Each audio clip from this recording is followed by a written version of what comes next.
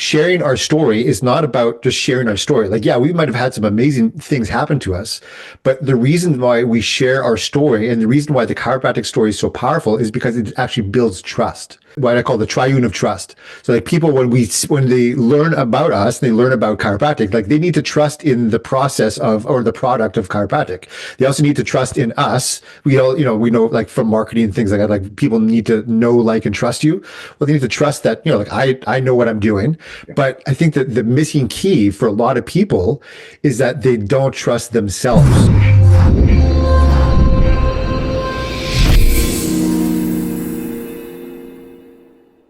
Well, hello, everybody. Dr. Ron Oberstein, president of Life Chiropractic College Weston. Welcome to another edition of our Life West Leadership Line. Today, coming to us from over the border, the great north, is Dr. Alain Desaulniers. And Dr. Alain, welcome to the Life West Leadership Line.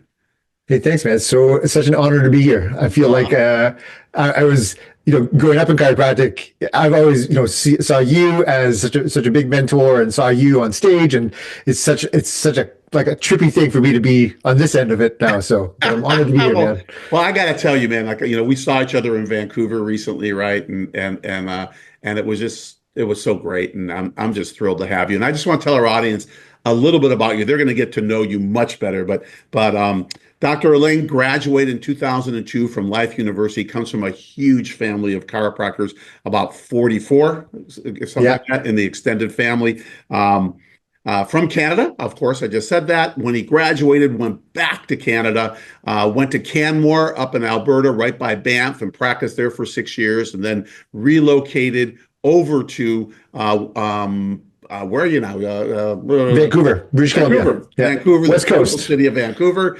Originally from Winnipeg, so he's a Winnipeg Jet, but originally, so he's been kind of on that western side of Canada. So he's been in Vancouver now for 16 years. And just doing amazing things, has a beautiful family practice. If you're ever in Vancouver, you got to check his office out. It is incredible. And amazing office. I was there, and it's just beautiful. Was working with the ICA in Canada as a rep years ago. Been doing a lot of stuff around building chiropractic. He started the Transformative Speaking Academy, and teaching chiropractors how to speak, how to get their message out, which hopefully we'll touch on to a little bit today. Runs a podcast called From the Inside Out. That's wonderful. If you haven't seen it, please plug into it. We'll put something on the bottom because it's always good to be listening to more pods or webcasts like that, right? But I think your greatest accomplishment, obviously, is your wife Sarah, and your two daughters, right? Evan and Faye, they're 5 and 8 years old, and of course, family is dear to him. So I'm excited, man. It's just great to have you, and I've got some stuff I want to talk to you about. One is just that chiropractic family. It's a great thing to start with, and your nuclear family. Talk about your nuclear family, your mom, dad, brothers. So my dad was the first chiropractor of the 6 of us in our family. My mom went back and actually graduated after I did. She decided that I can't remember if my sister was in school or she graduated right around the time my sister went, but myself, my younger brother, Danny, we were in chiropractic college. My sister had come, and then my mom decided that she'd want to come. And so my dad and her moved. They were in Boulder, Colorado at the time. They decided to move over to Marietta. And so we were all there at the same time, which is like super, super cool. And so my dad graduated in the 7th class at Life. My brother, Danny, and I graduated in the 70th class at Life. So, man, super cool. What year did your dad graduate? 78, 79. Okay. I was born in 78, so he was born in 70. I think it was 79. Yeah, okay, 79. Fine. Yeah, so we were in school together because I was there at the time. I graduated in 81. Mm-hmm. But that is so awesome, man. That's so 5 of you, and just in your family, and then you've got 6 of us. There's my sister Brigitte. Yeah, as well. 6. Yeah. And then you've got your extended family, obviously, with the Bohemiers and the whole shebang, right? All the people that are all over the lot, mostly in Canada, though, correct? Yeah, I guess so. But they're all over the place now. We've got my cousin Joe's in Florida now. We've got another cousin in North Carolina or South Carolina. Another one in Michigan. Some over here. I got my uncle in the Bay Area. He's been there for years, and we're we're trying to take over, man. I love it, man. I love it. I like to tell people we're trying to build a dynasty, man. You guys got a dynasty, and it's just it's thrilling. And you know this, Yeah. growing up, obviously, we raised our three daughters, and they became chiropractors, but we raised them in a chiropractic family. Mary and I are both chiropractors, as you know. So we have five in our nuclear, along with my two brothers, is seven. But it's like, it's just different growing up in a chiropractic household. Yeah. Um, And what was it like for your kids? Like, was there, actually, were all of them like from an early age, were they like, yeah, we want to do this, we want to do this? Or was that something that kind of grew on them later on? yeah, one of them, my oldest, Lauren, came back from preschool. Maybe she was 4 years old, and showed a picture of her adjusting people on tables, kind of thing. She knew from right off the bat that she wanted to be a chiropractor. My second daughter, Morgan, no, she was like going to go. She went to UCLA, and I don't know. I don't know what she did. I don't know what her major or minor was, but it had nothing to do with the health. And she was Mhm. thinking about being a lawyer. She did a 10-week thing, working in an entertainment law firm, cool case with Mark Wahlberg and things like that. And she called me up one day Hmm. and said, "Dad, I don't want to be a lawyer." I go, "Why?" She goes, "They're just not out to change the world." And I said, "You could be an environmental lawyer. I mean, there's all kinds of Yeah. things you can do. And then I think it was her third year. She ended up going. She graduated in three, but she played lacrosse at UCLA, and she ended up going back and she wanted to play. And she just said, one summer she just said to her mom, "It's crazy. All my teammates are coming to me. I don't take any drugs. I'm eating well. I'm doing this stuff." She goes, "I'm just going to be a chiropractor." And my wife goes, "You finally got you got the memo, huh?" Which was Yeah. cool because we allowed them all just to kind of do whatever they were going to do. So, you know, Yeah. that's Yeah. kind of I how that remember. happened. My youngest, I don't, she was just kind of always on the path, but off and on and off and on. Yeah, I remember when I believe I was 13 or 14. My oldest or one of my older cousins, he was one of the first of like my generation to go back to or to decide to go into chiropractic, and we had already had a bunch of people, and we grew up going to DE, and like all our best friends were all like our cousins who were from chiropractic families and from other chiropractic families, and I always remember my mom sitting us down at dinner time. We were all sitting around the dinner table, and the topic had come up a lot, and she had said something to the effect of like I'm paraphrasing now, but like it was a moment that always stuck with me. She said, "Listen, like I know there's lots of chiropractors in our family. We're like super passionate about it. It's like it's this is our life, and we love it." And we don't want you guys to ever feel pressured that you guys need to do this, like just because we do it and we love it, like you don't ever feel like you need to do it.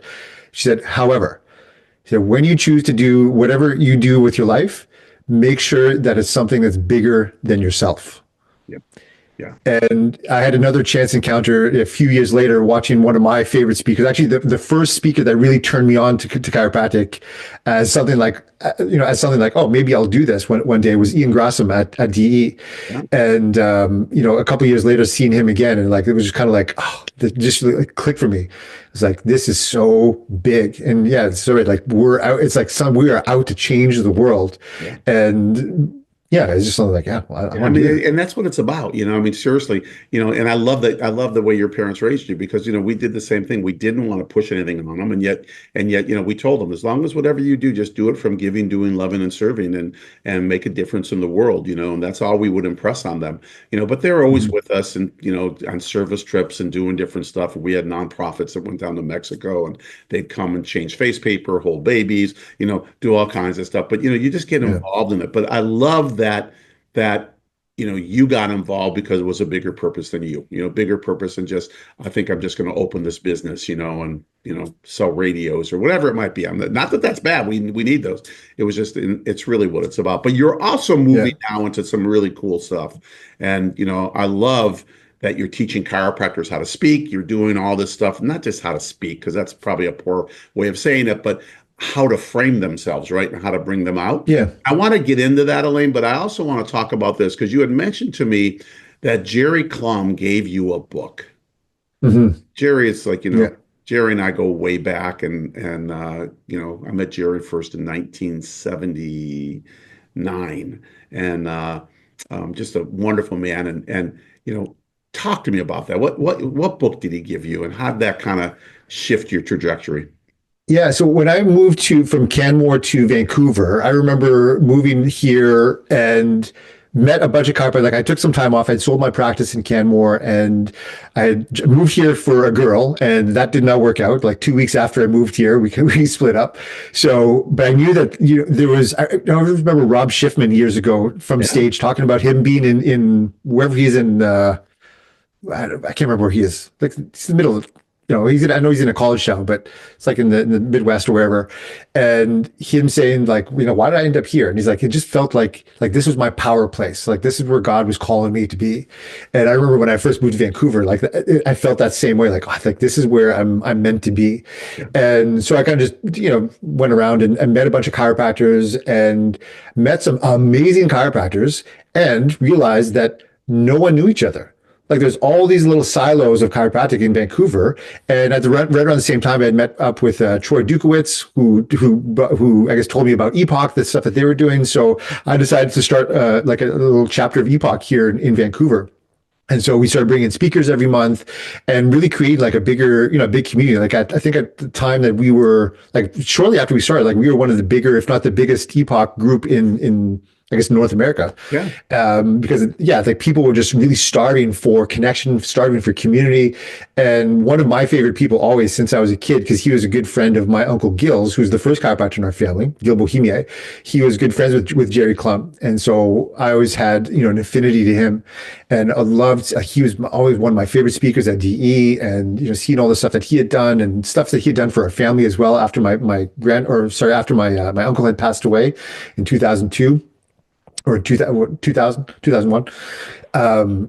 He was just always so special. And so he came up to speak at our Epoch group. And the morning after his talk, I was driving him back to the airport and we had a little bit of time. So we went up for breakfast and I was asking him some questions about the talk that he had done the night before. And it was something that I love too, because when we'd have speakers up at Epoch, like I just get to ask them all questions. Sure. And Yeah, like you had a that was backstage to me was pass, the right? coolest thing. Yeah. Yeah, like as half the reason I did. I'm like, oh, I get to like hang out and like ask questions of like all the leaders in our profession. Like this is amazing.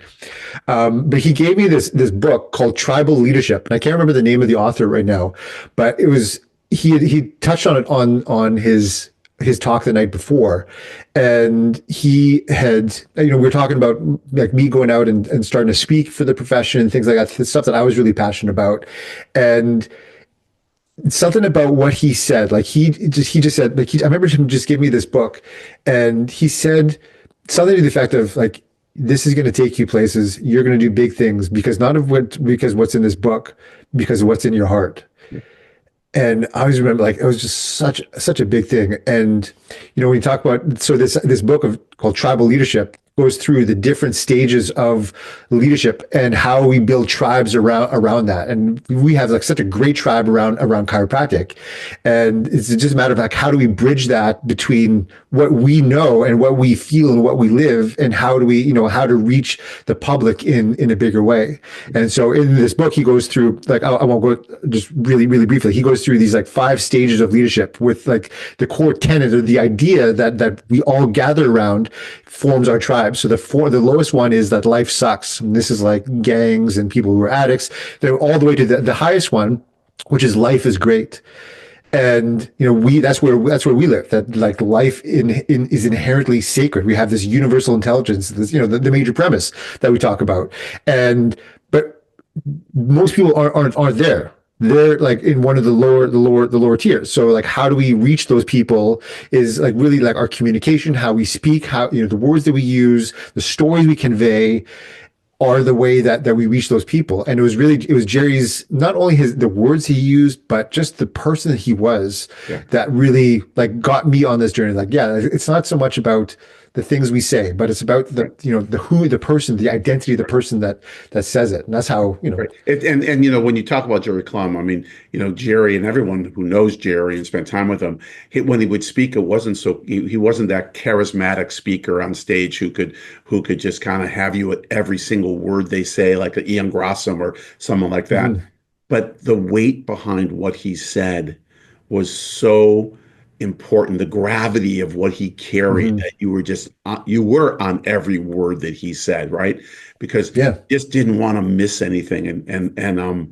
I love that, man. Tribal leadership, I love it. And it's very true, isn't it? Because we do have the gangs down here and this kind of stuff where you got these tribes and they're really kind of low level stuff, right? And, just looking for, how do they actually, no purpose at all, so to speak, right? Or Mhm. greater purpose, I should say, and being able to move up the scale. But, I know that you learned this because, obviously you're at DE from an early age and, your Uncle Gil, Gilles I mean, I knew him personally and what a wonderful man and, Mhm. silent, very quiet guy, and yet, powerful practice and did so much for Western Canada, so much, seeded so many chiropractors, Yeah. sent them to school and did so much. And it really is more about, what's our message? What's our purpose? And can we live that purpose? It's not about what you say, but what's behind it. And I love that you said that. It's so cool. Yeah. I tell you what, man, I mean, the history that you have in your family, but what you're doing, like even with what you did to bring your people around, right? In Vancouver, you got there and said, you don't know this, but our story is very parallel. I got to San Diego and I was in Boston, loved it, did a great practice, but I knew it's just not my home. I can't see myself living here.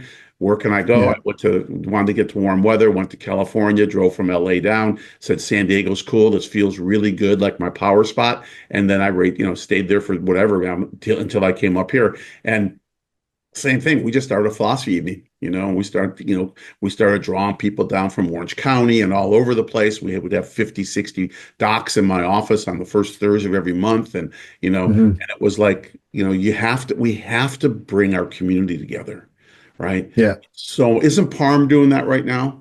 In, Yeah, so Palm he kind of took the torch when I had kids, or when I had my first kid, we'd kind of let the Epoch program go. But yeah, Palm Rye up over here started a similar group called yeah. Lux, and yeah, so they do it once a month, and yeah, Yeah, he's a and it's powerful great, and dude. that's what we need. We need this in chiropractic, and so badly, just to make sure that we stay together and we get dipped and we talk to each other, and just that camaraderie, because I know it can get lonely in people's offices, and Hmm. nowadays it's easier with social media and all that kind of stuff that you can just talk with people face to face, but but still, nothing similar to getting a group of chiros together and having a talk about philosophy or talk about whatever, to bring that fire, like relight or ignite even more of that fire. Talk to me Yeah, absolutely. about the chiropractic story.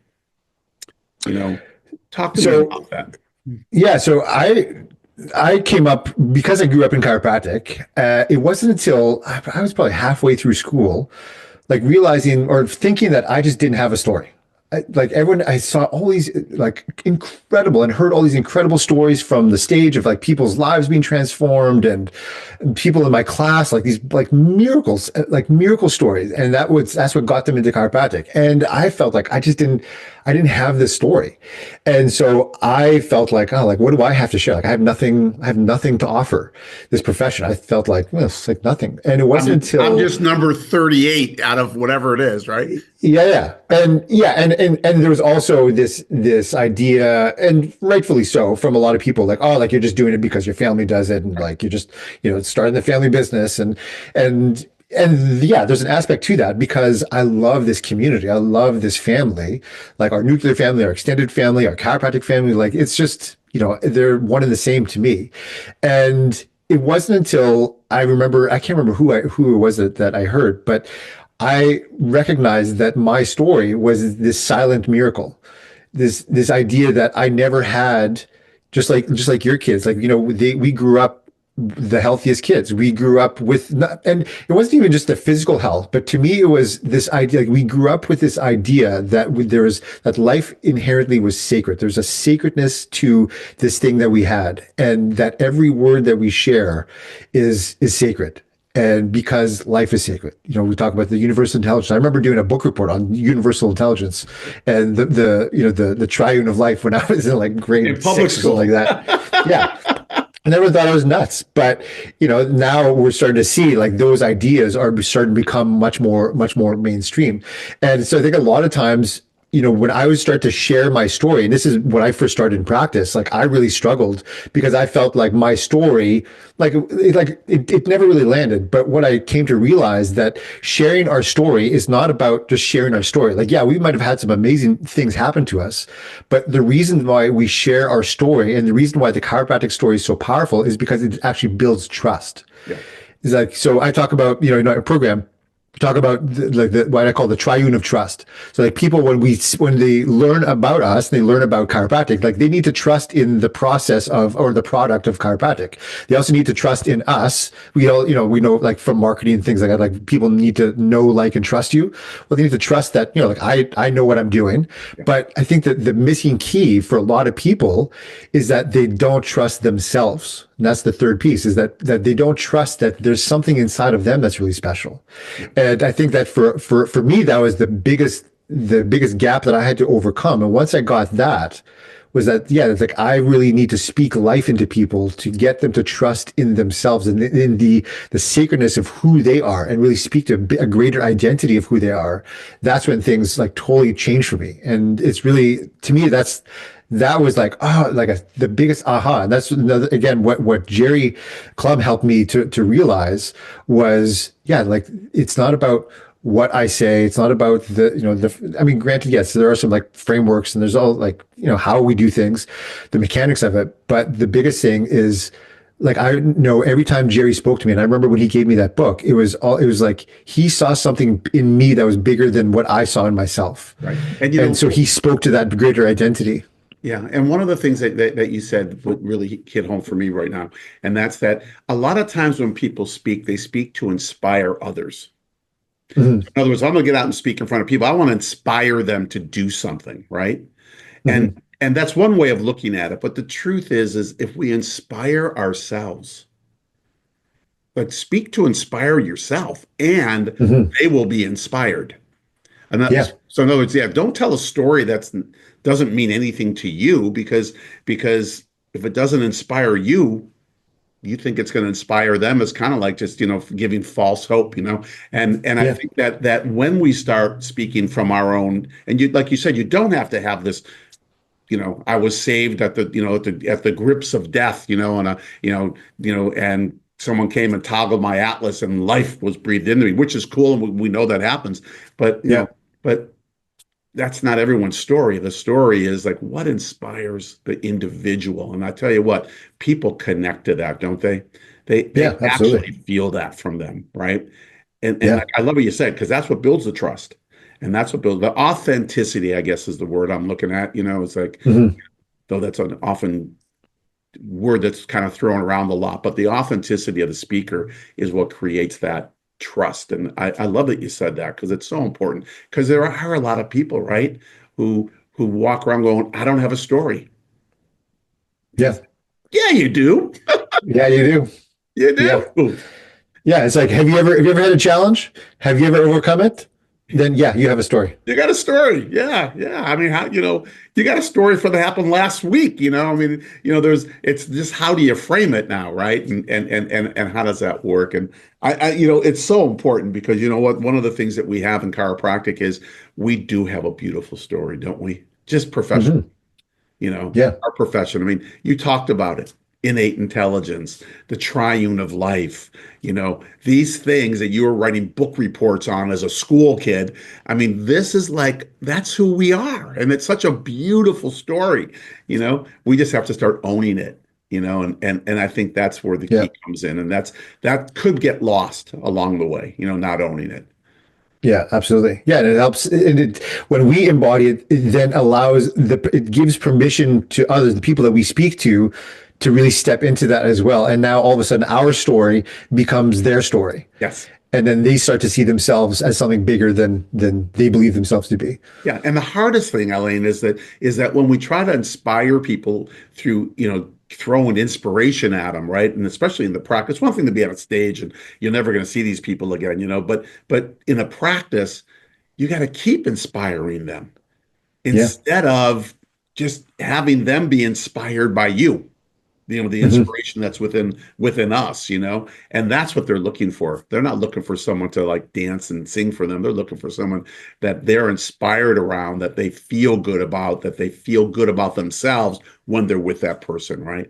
Um, Yeah, absolutely. it's Yeah, and I amazing. think especially because of what's, having gone through the pandemic, the last handful of years, like just like when we started Epoch, like it was, and just like your philosophy group, like getting people together was so key and was so vital, and people loved it. And I think the same in our communities now.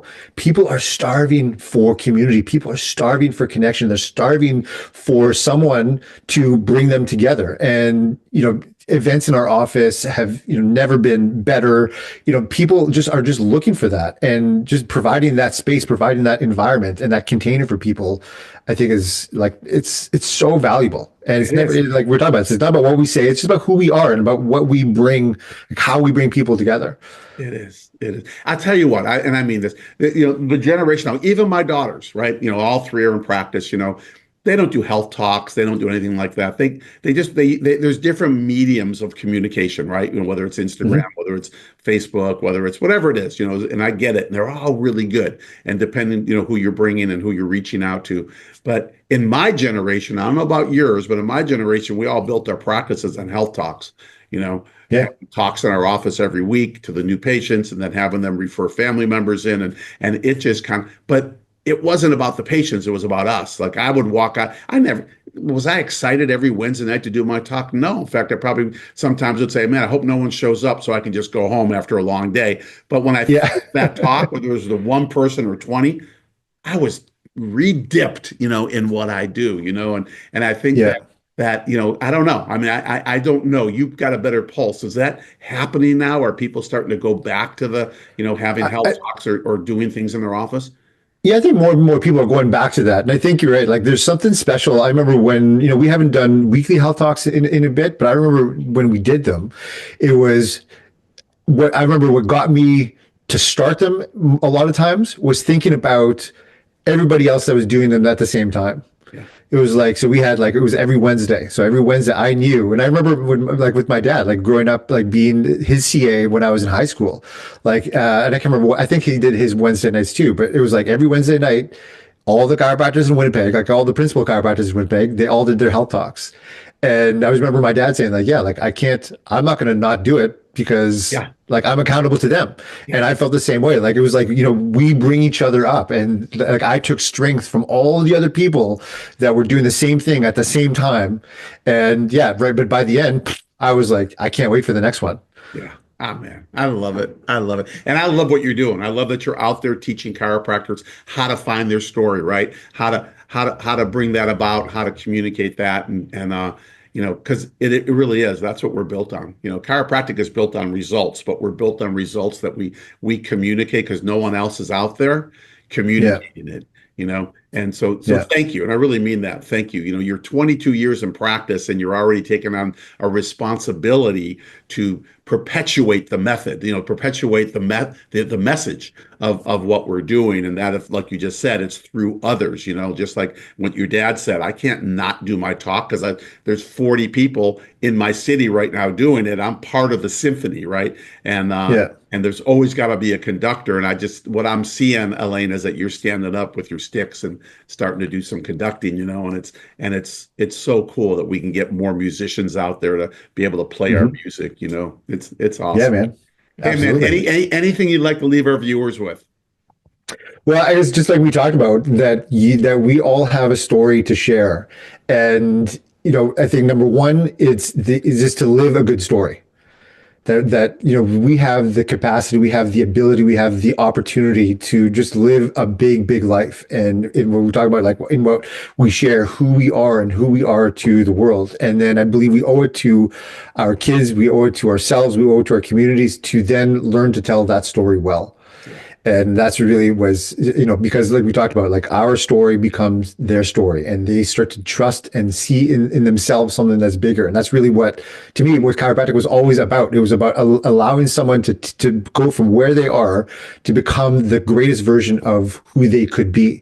And it was never about like, so you can do this, so you can have this, but it was like who you can become.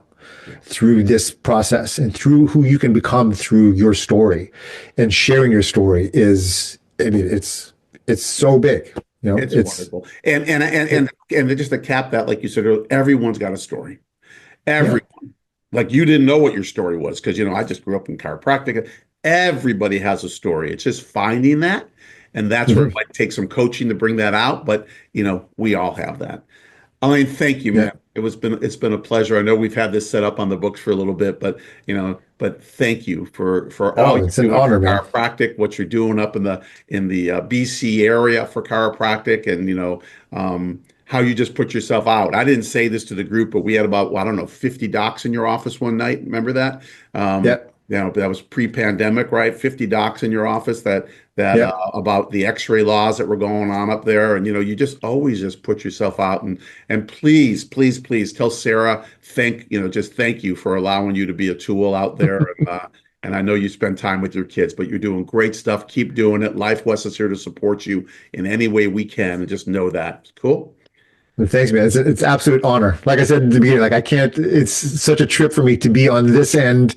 I never thought this would be it, but I'm so thankful and All so right, well, I'm grateful. expecting. I want an invitation on your podcast. All right, so I could be sitting in your seat, and I don't have to be looking at my timekeeper. Yeah, man.